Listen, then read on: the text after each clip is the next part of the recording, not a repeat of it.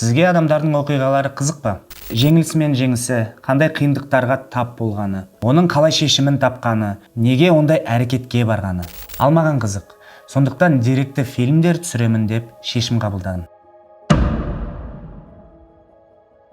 Соңғы жылдары осы жанрға қатты қызықтым. Тіпті 2022 жылы 2 деректі фильмде түсірдім. Сондықтан бүгін кәсіби тақырыпты талқылайтын боламыз. Бірақ тақырыпты бастамай тұрып, сіздерге өзіме ұнайтын топ 3 деректі фильмдермен бөліскім келіп отыр. Бірінші тізімде ол «Как стать тираном» деген 2021 жылы Netflix түсірген сериал деректі фильмдер жинағы. Бұл сериалда тарихта қалған атақты тирандар туралы айтылады. Қалай билікке келгені, кім арқылы келгені, үлкен жауапкершіліктерге толы шешімдерді қалай қабылдағаны туралы маған қатты ұнады, сондықтан сіздерге де ұсынамын. Келесі тізімдегі деректі фильм ол да сериалдар жинағы. Оны да Netflix түсірген «Восход Османской империи». Османский Мехмед II Фатих туралы.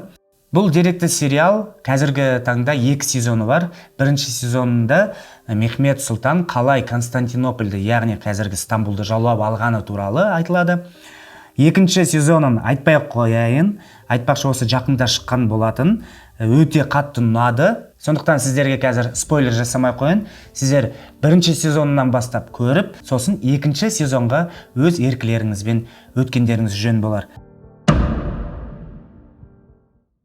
Бұл 2 сериалдың айырмашылығы, мысалға «Как стать тираном» сериалында тарихшы эксперттер жай ғана интервью беру арқылы және де тарихи материалдарды қолдану арқылы документальный фильм құрған болатын болса, бұл деректі фильмде акцент қою керек уақыттарда актерлар ойнап баяндайды.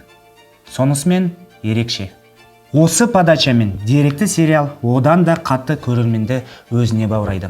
Келесі тізімдегі фильм ол біздің отандасымыз түсірген Қанат Бейсекеевтің фильмі. Барлығыңыз білесіз деп үміттенемін. Фильмнің аты «Қазақ бокс стилі» деп аталады. Жаныбек Әлімханұлы деген кәсіби боксшы туралы және де соның жолы туралы осы бокс саласындағы. Геннадий Головкиннан кейінгі қазақ бокс жұлдыз чемпионы деп осы жігітті атауға болатын сияқты Геннадийдан кейін. Ол менің жеке пікірім. Сондықтан осы деректі фильмді көрмесеңіздер, YouTube-қа кіріп, қарап көрсеңіздер болады. Және де бұл деректі фильм қазақ тілінде.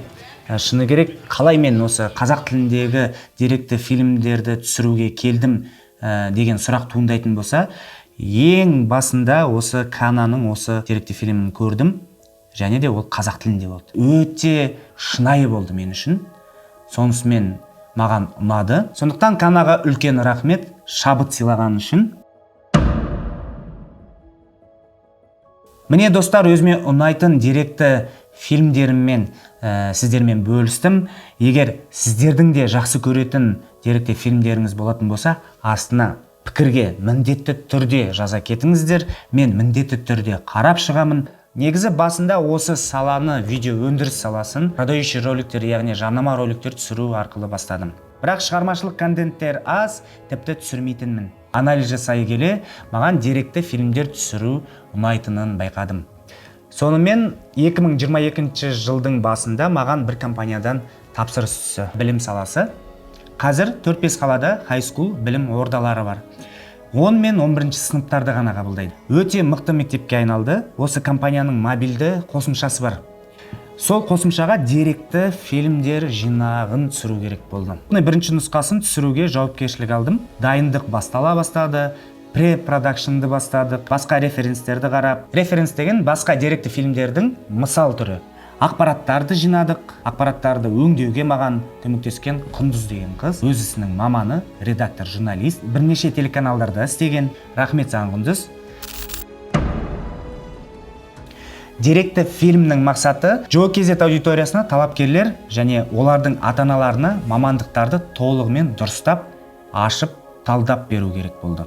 Мысалы, механик деген мамандық қолы май болып жүретін адам көз алдыға елестейді. Бірақ қазіргі заманауи механиктердің қолдары май бола ма, болмай ма? Ол екі талай. Сондықтан олар заманауи құрылғылар арқылы жұмыс жасайды. Робототехника, тағы да басқа сияқты. Сондықтан осындай стереотипті ойларды жою үшін біз жаңағы мобильді қосымшаға осындай сериялы деректі фильмдер түсіру қажет болды. Яғни әрбір мамандықты толығымен ашу керек болды. Біздің пилотный деректі фильміміз қандай мамандықтан басталды деп ойлайсыз? Бірінші таңдаған мамандығымыз өте қызықты сала болды. Ол энергетика мен IT мен байланысты мамандық. Алматы сияқты мегаполисқа жарықты қалай береді және де оны қалай басқаратынын біз барып өз көзімізбен көрген кезде деректі фильм түсіру одан да шытырман бола түсті мен үшін. Сонымен Құндыз екеуміз компанияға барып, локацияларды қарап, компанияның өкілдерімен кездестік. Ал мен түсірілімге арналған локацияларды, яғни подлокацияларды қарастыра бастадым. Интервьюді қалай дұрыс аламыз, басқа керекті, қажетті кадрларды қалай түсіреміз. Соның барлығы миымда ойнап жатты. Сол моментте деректі фильм түсіру өте қызық мамандық екеніне көзім жетті. Шыны керек. Препродакшн аяқталды. Келесі этап ол продакшн. Келесі командаға қажет болды. Операторлар, светпен жұмыс жасайтын және де звукпен жұмыс жасайтын жігіттер қажет болды. Звукорежиссер дейді. Сол команданың бәрін жинадық. Түсірілім өте қызықты және жемісті өтті. Жобаға көмектескен адамдарға үлкен рахмет. Сендерге сәлем. Білмеймін неге, бірақ маған өз жұмысым ұнайды. Әсіресе сен ешкімге тәуелді емессің. Барлығы сенің идеяңның еркіндігінде. Локация ауыстыру, неше түрлі адамдармен танысу өте тамаша сезім. Өзінің бір ерекше вайбы бар десе де болады.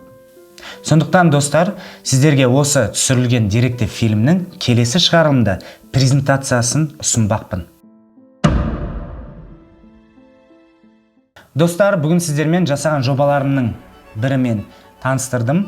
Егер сіздерге бүгінгі шығарылым ұнайтын болса, лүпіл басыңыздар, қоңырау басыңыздар және де тіркеліп кетіңіздер. Осы шығарылым ұнаса, достарыңызға, дайректке, WhatsAppқа, Facebookқа, барлық мессенджерлерге достарыңызға жіберуді ұмытпаңыздар. Өйткені сіздердің қолдауларыңыз өте маңызды мен үшін. Келесі кездескенше сау болыңыздар. Келесі шығарылым деректі фильмнің презентациясы.